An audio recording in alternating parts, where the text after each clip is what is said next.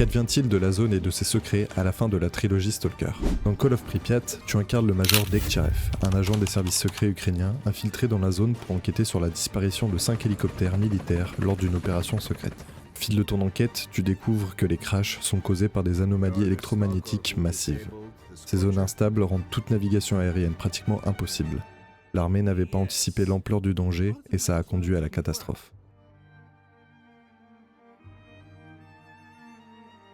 Contrairement au jeu précédent qui proposait une scène de fin, Call of Pripyat propose une fin en plusieurs parties, ouvrant le destin des différentes zones et des différents personnages majeurs rencontrés dans le jeu. Pas de cinématique dramatique, cette fin prend la forme d'un diaporama narré qui détaille le destin de chaque personnage après l'évasion finale de Pripyat et l'évacuation des survivants de l'opération Fairway. La fin comporte jusqu'à 20 segments différents. Certains segments ont plusieurs issues possibles en fonction des actions du joueur tout au long du jeu, tandis que d'autres segments ne se produisent que si les joueurs a accompli une quête annexe pertinente. Vos actions impacteront 3 grands segments, les factions, les PNJ clés et l'avenir de la zone.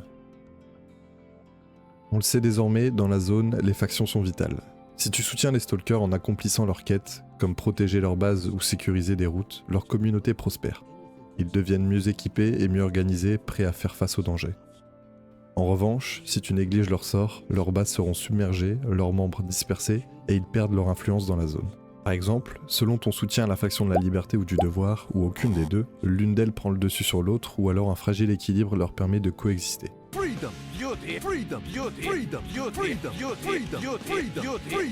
Les PNJ comme Strelok ou Groose ont leur propre destin. Si tu aides Strelok à quitter la zone, il partagera des informations précieuses avec le gouvernement sur les secrets qu'il a découverts. Ces données peuvent améliorer la compréhension de la zone et réduire les risques pour les stalkers. Et si tu ne l'aides pas, il reste bloqué dans la zone en proie au danger constant. Pour d'autres personnages comme Groose ou Zulu, leur survie dépend aussi de tes choix. Les laisser à leur sort peut entraîner leur disparition ou leur mort. Enfin, la zone elle-même. Si tu termines toutes les quêtes principales, tu remets un rapport détaillé à l'armée. Cela permet de mieux anticiper les anomalies et de renforcer la sécurité des futures expéditions.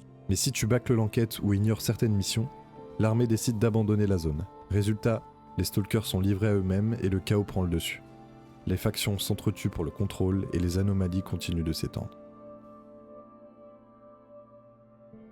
Maintenant qu'on a fini la série des stalkers, quelle autre fin de jeu aimerais-tu voir en vidéo? Dis-moi en commentaire.